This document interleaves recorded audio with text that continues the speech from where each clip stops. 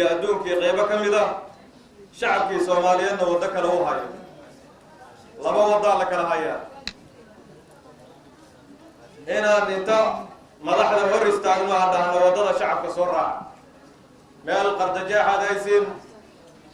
واحد ذلك الصومالي يلوك الغيبين يا هيسين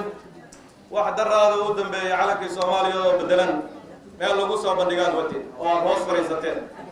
صومالي ملحم بيت الله ملحم بيت الله إن علم كصوماليات ما تشر مسؤولين صوماليات فردوا يسقون علم كيا هاي بدلن لكينو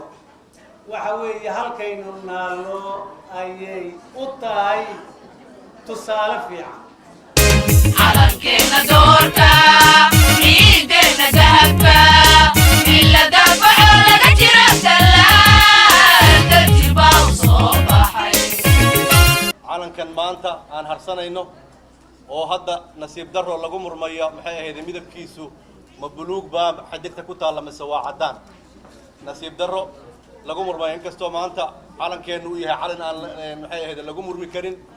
dadkii ka soo qayb galay oo dhaxda u xirtay haweenka hormuud u ah gabdho waa kacaankii saddexaad maanta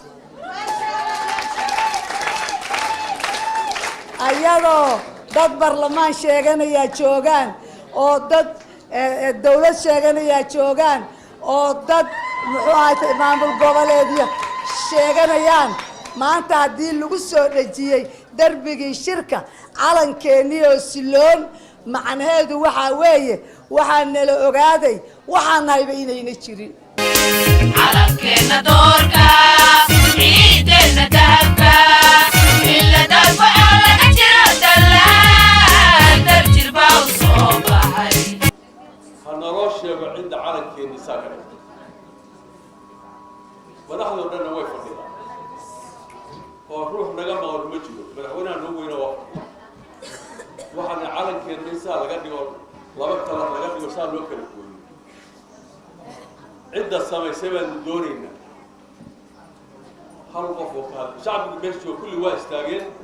waa sabciyeen waa hogmeen waa qanaafintii dadka meesha qof kaliyo oo ka aamusay ma jiro laakiin mas-uuliyiintii qaranka meesha fadhiya ninka hadlay ma jiro halgamayaashii u diidiyey sida ay u joogi Soomaaliya ama calankan shirka geesiga oo u iman lahaa wixii abaabulaayeen oo waqtigooda u gurayeen oo ragga haweenka ay ahaayeen qaxooti loo diliyo qarankoodii u dumayo damaciyo qabiil degayo badda lagu darana